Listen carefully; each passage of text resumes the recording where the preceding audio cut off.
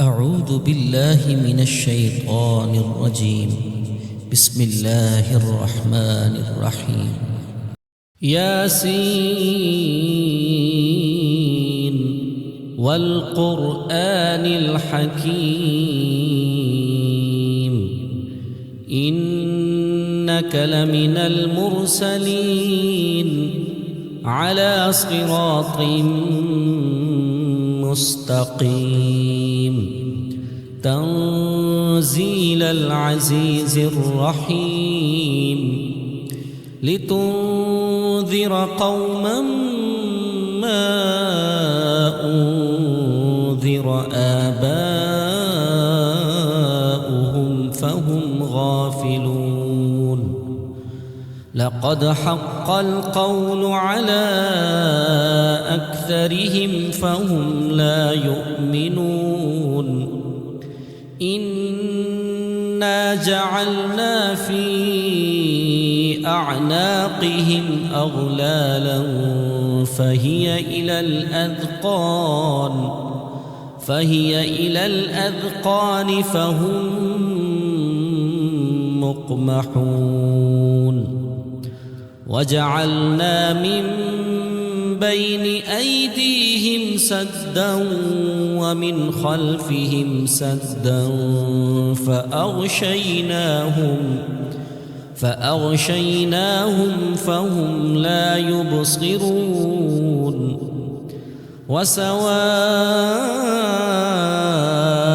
عليهم أأنذرتهم أم لم تنذرهم لا يؤمنون. إنما تنذر من اتبع الذكر وخشي الرحمن بالغيب فبشره بمغفرة وأجر كريم.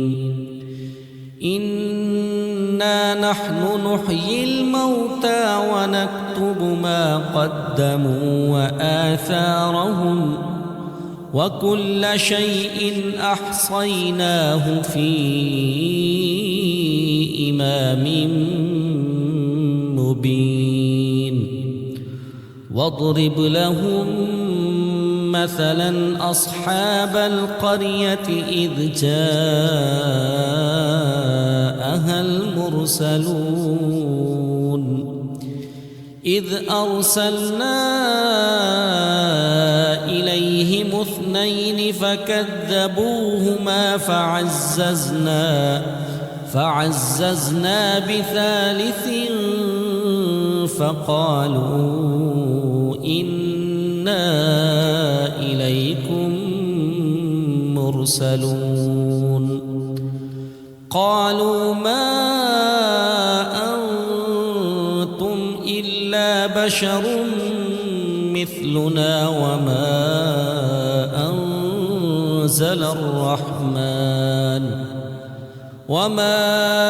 أنزل الرحمن من شيء إن أنتم إلا تكذبون. قالوا ربنا يعلم إنا إليكم لمرسلون وما علينا إلا البلاغ المبين. قالوا إنا تطيرنا بكم لئن لم تنتهوا لنرجمنكم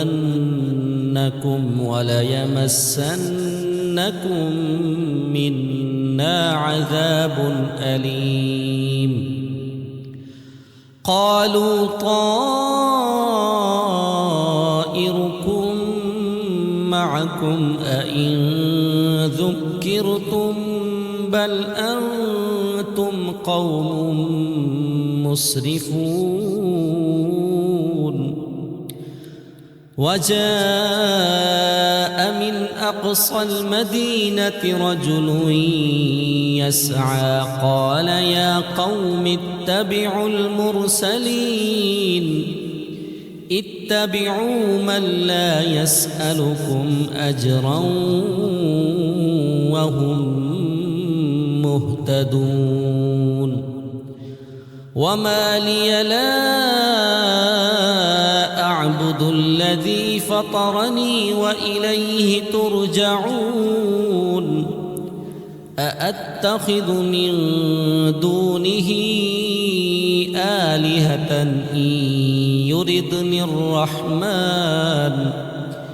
إن يردني الرحمن بضر لا تغن عني شفاعتهم شيئا ولا ينقذون إني إذا لفي ضلال مبين إني آمنت بربكم فاسمعون قيل ادخل الجنة قال يا ليت قومي يعلمون بما غفر لي ربي وجعلني من المكرمين وما أنزلنا على قومه من بعده من جند من السماء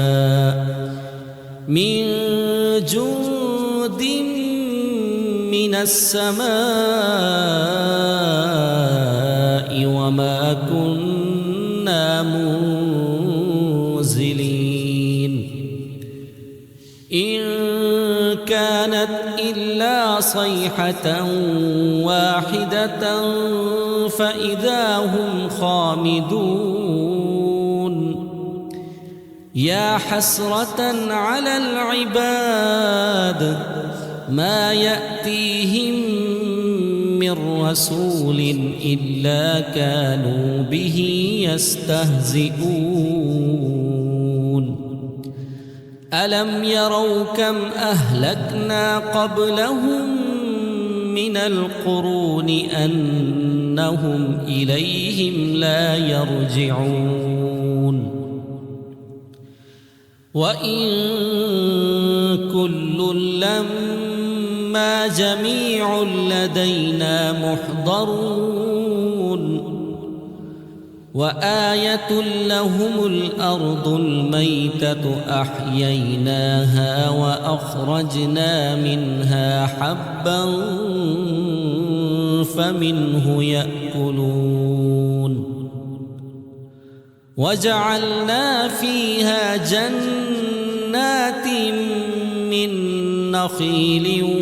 وأعناب وفجرنا فيها من العيون ليأكلوا من ثمره وما عملته أيديهم أفلا يشكرون سبحان الذي خلق الأزواج كلها مما تنبت الأرض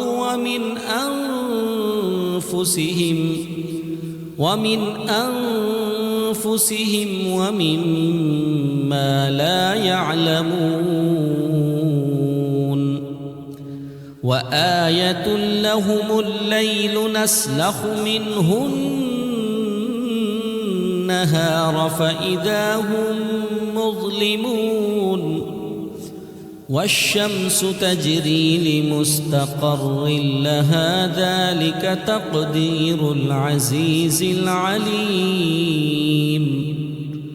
والقمر قدرناه منازل حتى عاد كالعرجون القديم لا الشمس ينبغي لها أن تدرك القمر ولا الليل سابق النهار وكل في فلك يسبحون وآية لهم أنا حملنا ذريتهم في الفلك المشحون وخلقنا لهم من مثله ما يركبون نغرقهم فلا صريخ لهم ولا هم ينقذون إلا رحمة منا ومتاعا إلى حين وإذا قيل لهم اتقوا ما بين أيديكم وما خلفكم لعلكم ترحمون وما تأتيهم من آية من آيات ربهم إلا كانوا عنها معرضين وإذا قيل لهم أنفقوا مما رزقكم الله قال الذين كفروا للذين آمنوا أنطعم من لو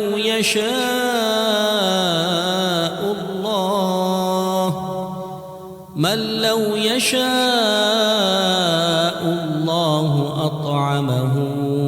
إن أنتم إلا في ضلال مبين ويقولون متى هذا الوعد إن كنتم صادقين ما ينظرون إلا صيحة واحدة تأخذهم وهم يخصمون فلا يستطيعون توصية ولا إلى أهلهم يرجعون ونفخ في الصور فإذا هم من الأجداث إلى ربهم ينسلون قالوا يا ويلنا من بعثنا من مرقدنا هذا ما وعد الرحمن وصدق المرسلون إن كانت إلا صيحة واحدة فإذا هم جميع لدينا محضرون فاليوم لا تظلم نفس شيئا ولا تجزون إلا ما كنتم تعملون إن أصحاب الجنة اليوم في شغل فاكهون هم وأزواجهم في ظلال على الأرائك متكئون لهم فيها فاكهة ولهم ما يدعون سلام قولا من رب رحيم وامتازوا اليوم أيها المجرمون ألم أعهد إليكم يا بني آدم ألا تعبدوا الشيطان إنه لكم عدو مبين وأن اعبدوني هذا صراط مستقيم ولقد أضل منكم جبلا كثيرا أفلم تكونوا تعقلون هذه جهنم التي كنتم توعدون اصلوها اليوم بما كنتم تكفرون اليوم نختم على أفواههم وتكلمنا أيديهم وتشهد أرجلهم بما كانوا يكسبون ولو نشاء لطمسنا على أعينهم فاستبقوا الصراط فأنى يبصرون ولو نشاء لمسخناهم على مكانتهم فما استطاعوا مضيا ولا يرجعون ومن نعمره ننكسه في الخلق أفلا يعقلون وما علمناه الشعر وما ينبغي له إن هو إلا ذكر وقرآن مبين لينذر من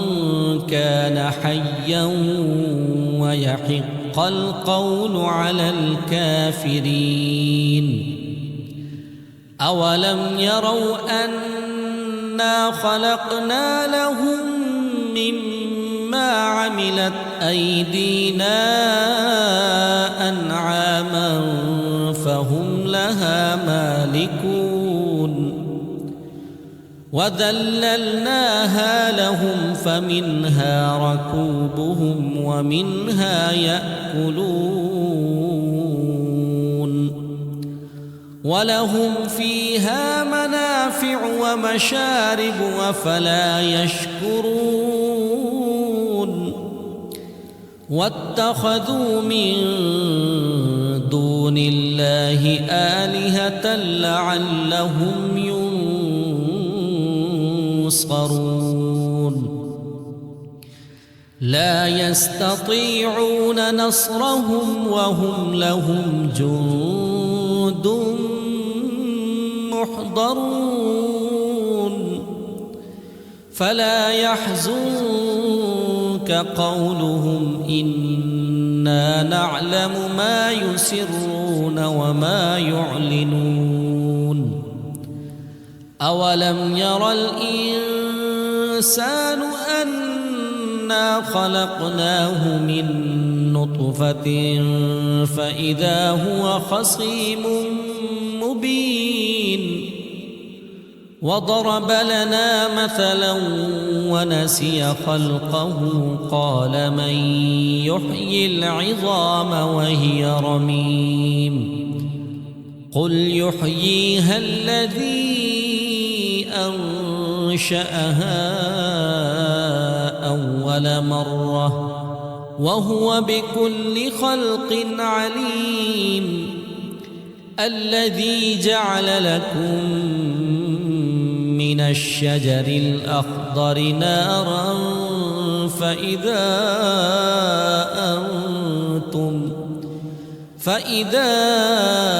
أنتم منه توقدون أوليس الذي خلق السماوات والأرض بقادر على أن يخلق مثلهم بلى وهو الخلاق العليم إنما أمره إذا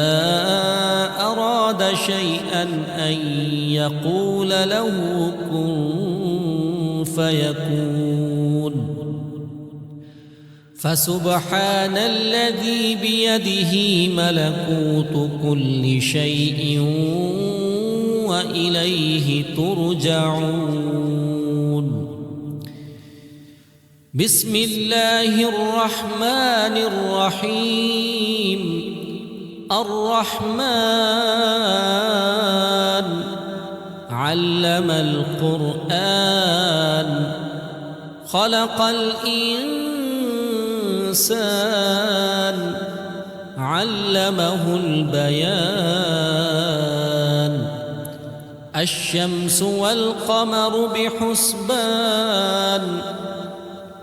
والنجم والشجر يسجدان. والسماء رفعها ووضع الميزان ألا تطغوا في الميزان وأقيموا الوزن بالقسط ولا تخسروا الميزان. والأرض وضعها للأنام فيها فاكهة والنخل ذات الأكمام والحب ذو العصف والريحان. فبأي آلاء ربكما تكذبان. خلق الإنسان من صلصال كالفخار وخلق الجان من مارج من نار. فبأي آلاء ربكما تكذبان. رب المشرقين ورب المغربين. فبأي آلاء ربكما تكذبان. مرج البحرين يلتقيان بينهما برزخ لا يبغيان. فبأي آلاء ربكما تكذبان. يخرج منهما اللؤلؤ والمرجان. فبأي آلاء ربكما تكذبان. وله الجوار المنشآت في البحر كالأعلام. فبأي آلاء ربكما تكذبان. كل من عليها فان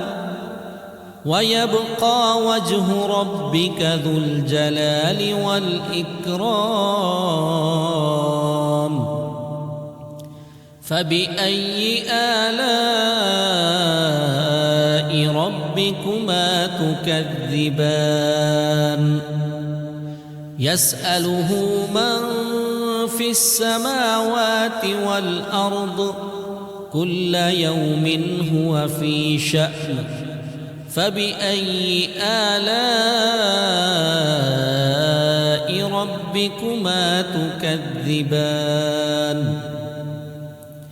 سنفرغ لكم أيها الثقلان. فبأي آلاء ربكما تكذبان. يا معشر الجن والإنس إن استطعتم أن تنفذوا من أقطار السماوات والأرض فانفذوا لا تنفذون إلا بسلطان فبأي آلاء ربكما تكذبان يرسل عليكما شواظ من نار ونحاس فلا تنتصران فبأي آلاء ربكما تكذبان فإذا انشقت السماء فكانت وردة كالدهان فبأي آلاء ربكما تكذبان فيومئذ لا يسأل عن ذنبه إنس ولا جان فبأي آلاء ربكما تكذبان يعرف المجرمون بسيماهم فيؤخذ بالنواصي والأقدام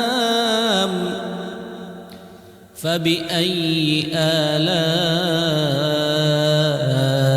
ربكما تكذبان هذه جهنم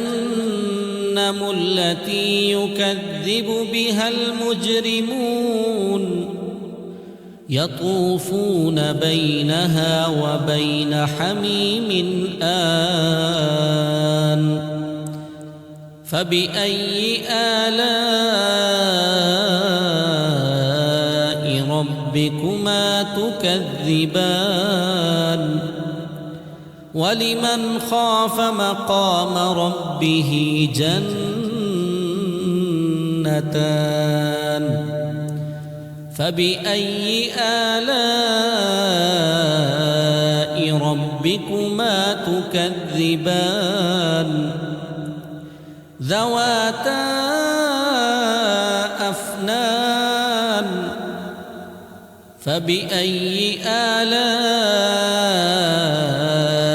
ربكما تكذبان فيهما عينان تجريان فبأي آلاء ربكما تكذبان فيهما من كل فاكهة زوجان فبأي آلاء ربكما تكذبان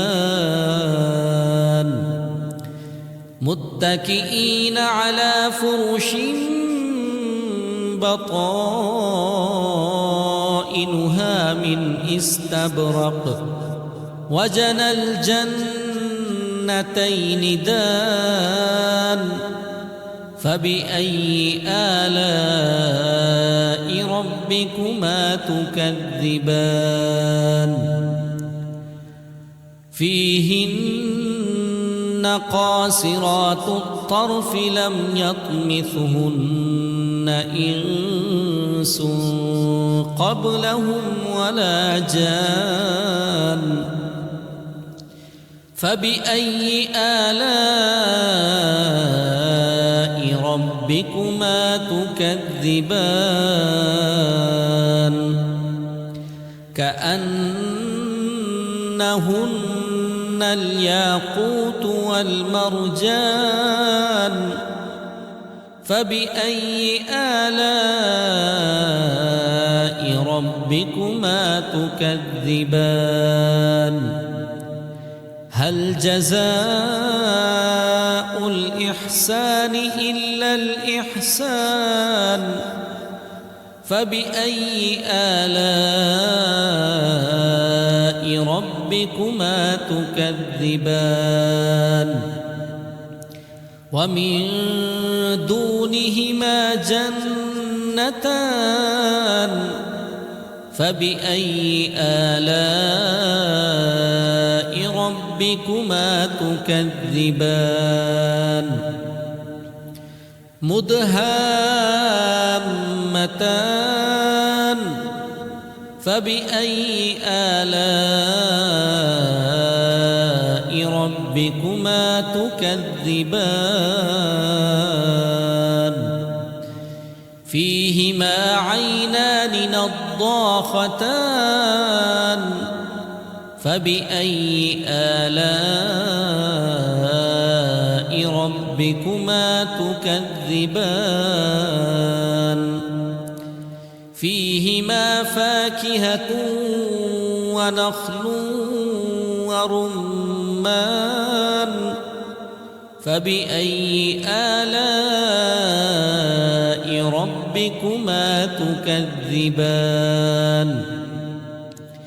فيهن خيرات حسان فبأي آلاء ربكما تكذبان حور مقصورات في الخيام فبأي آلاء ربكما تكذبان لم يطمثهن إنس قبلهم ولا جان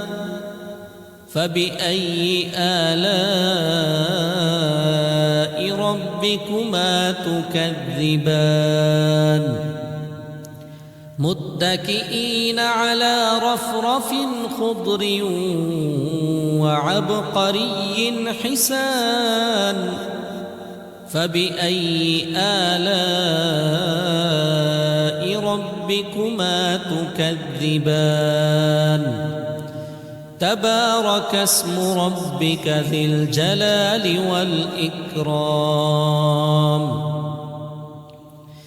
بسم الله الرحمن الرحيم إذا وقعت الواقعة ليس لوقعتها كاذبة خافضة رافعة إذا رجت الأرض رجا وبست الجبال بسا فكانت هباء منبثا وكنتم أزواجا ثلاثة فأصحاب الميمنة ما أصحاب الميمنة وأصحاب المشأمة ما أصحاب المشأمة والسابقون السابقون أولئك المقربون في جنات النعيم ثلة من الأولين وقليل من الآخرين على سرر موضونة متكئين عليها متقابلين يطوف عليهم ولدان مخلدون بأكواب وأباريق وكأس من معين لا يصدعون عنها ولا ينزفون وفاكهة مما يتخيرون ولحم طير مما يشتهون وحور عين كأمثال اللؤلؤ المكنون جزاء بما كانوا يعملون لا يسمعون فيها لغوا ولا تأثيما إلا قيلا سلاما سلاما وأصحاب اليمين ما أصحاب اليمين في سدر مخضود وطلح منضود وظل ممدود وماء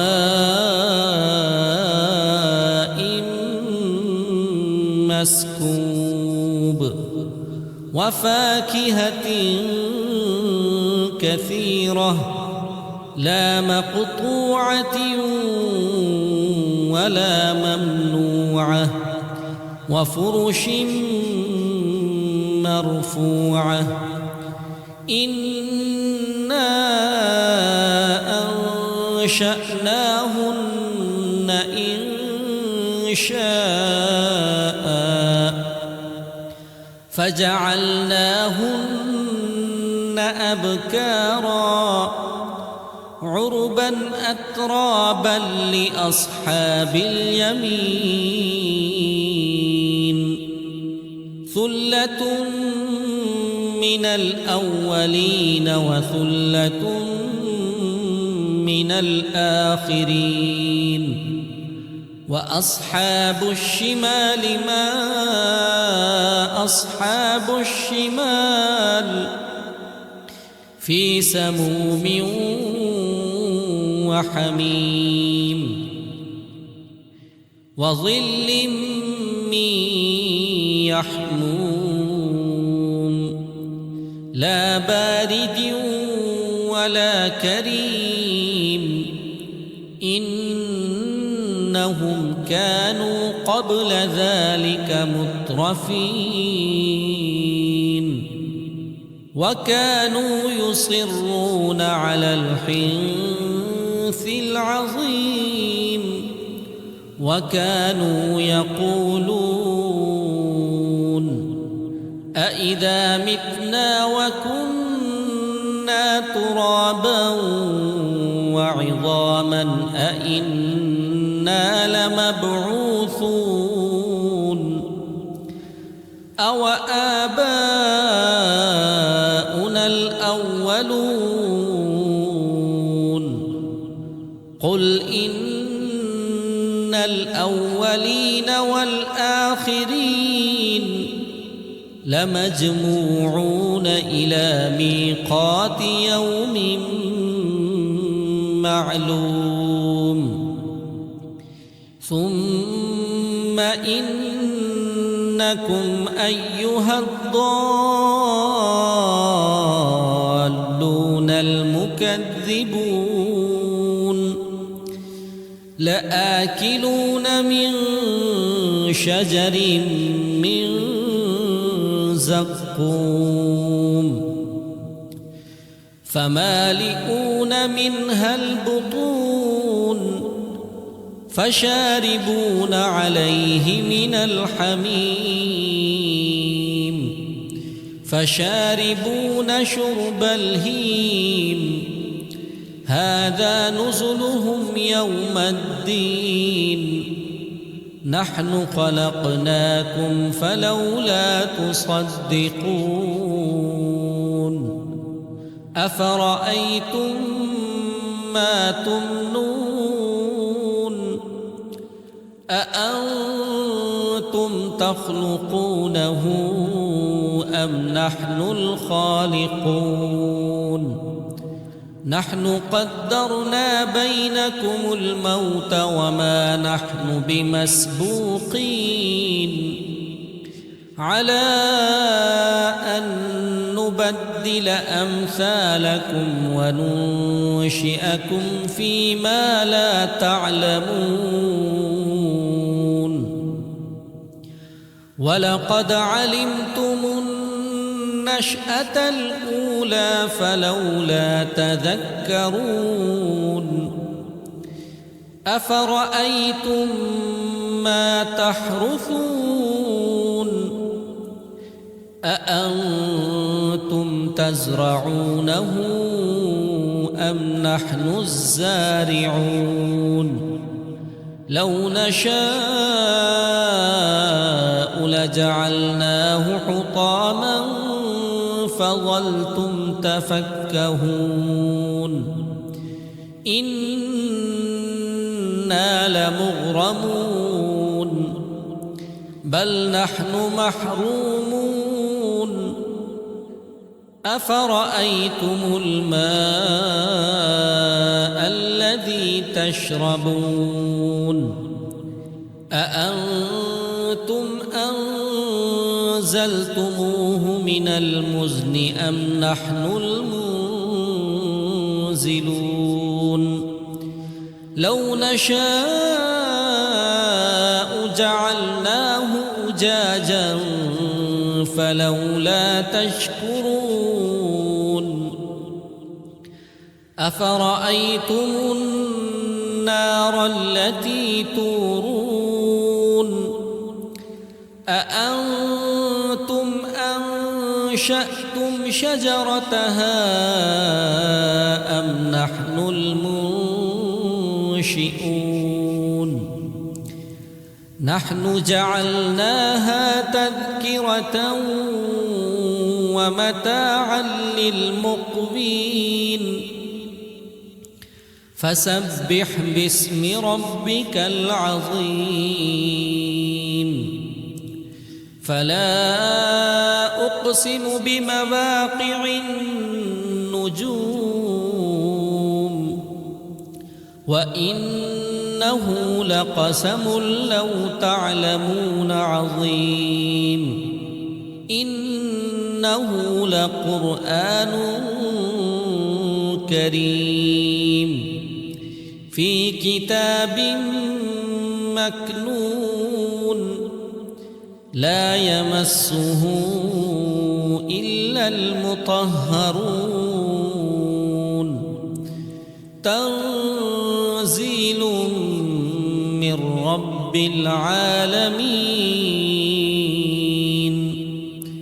أفبهذا الحديث أنتم مدهنون وتجعلون رزقكم أنكم تكذبون فلولا إذا بلغت الحلقوم وأنتم حينئذ تنظرون ونحن أقرب إليه منكم ولكن لا تبصرون فلولا إن كنتم غير مدينين ترجعونها إن كنتم صادقين فأما إن كان من المقربين فروح وريحان وجنة نعيم وأما إن كان من أصحاب اليمين فسلام لك من أصحاب اليمين وأما إن كان من المكذبين الضالين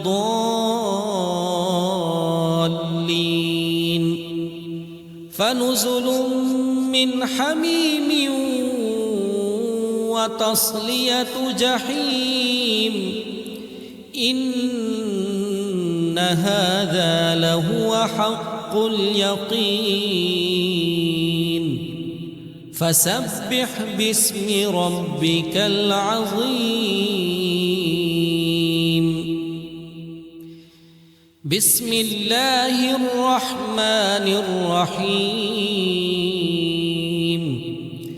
تبارك الذي بيده الملك وهو على كل شيء قدير الذي خلق الموت والحياة ليبلوكم أيكم أحسن عملا وهو العزيز الغفور الذي خلق 7 سماوات طباقا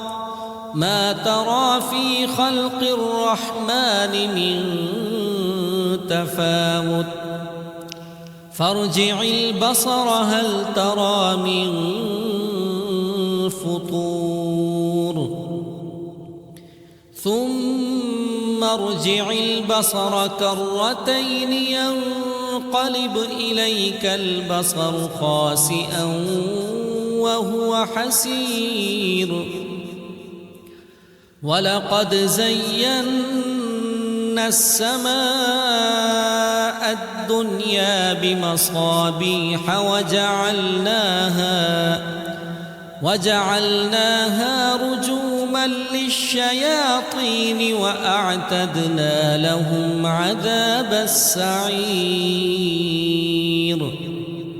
وللذين كفروا بربهم عذاب جهنم وبئس المصير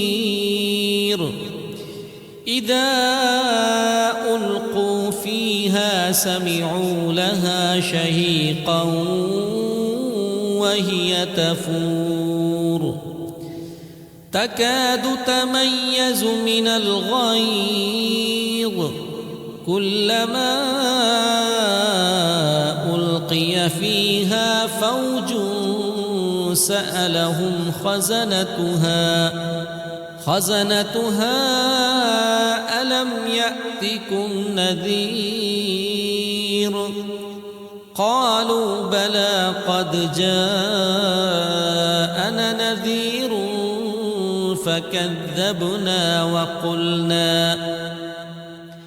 فكذبنا وقلنا ما نزل الله من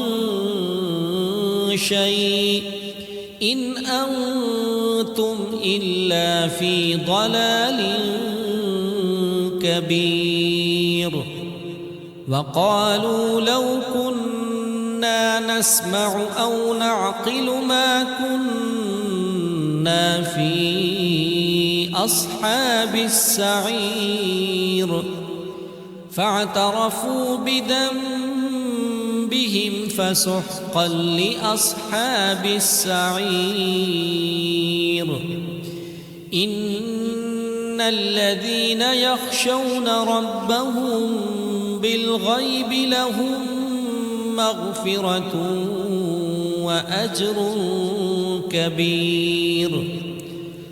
وأسروا قولكم أو اجهروا به إنه عليم بذات الصدور ألا يعلم من خلق وهو اللطيف الخبير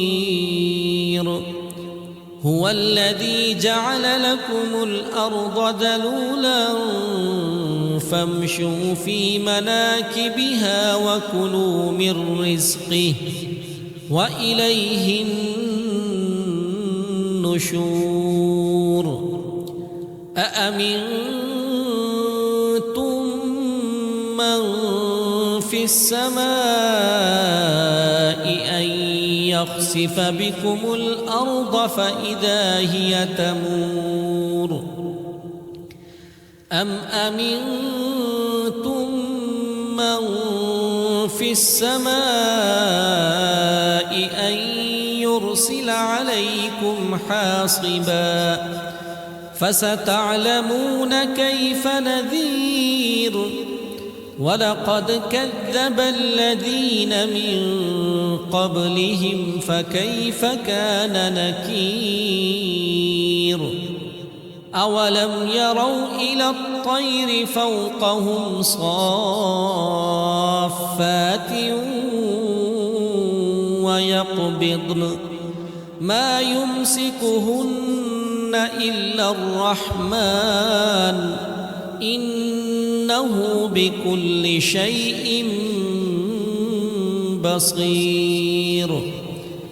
أمن هذا الذي هو جند لكم ينصركم من دون الرحمن إن الكافرون إلا في غرور أمن هذا الذي يرزقكم إن أمسك رزقه بل لجوا في عتو ونفور أفمن يمشي مكبا على وجهه أهدى أمن يمشي سويا على صراط مستقيم قل هو الذي أنشأكم وجعل لكم السمع والأبصار والأفئدة قليلا ما تشكرون قل هو الذي ذرأكم في الأرض وإليه تحشرون ويقولون متى هذا الوعد إن كنتم صادقين قل إنما العلم عند الله وإنما أنا نذير مبين فلما رأوه زلفة سيئت وجوه الذين كفروا وقيل هذا الذي كنتم به تدعون قل أرأيتم إن أهلكني الله ومن معي أو رحمنا فمن يجير الكافرين من عذاب أليم قل هو الرحمن آمنا به وعليه توكلنا فستعلمون من هو في ضلال مبين قل أرأيتم إن أصبح ماؤكم غورا فمن يأتيكم بماء معين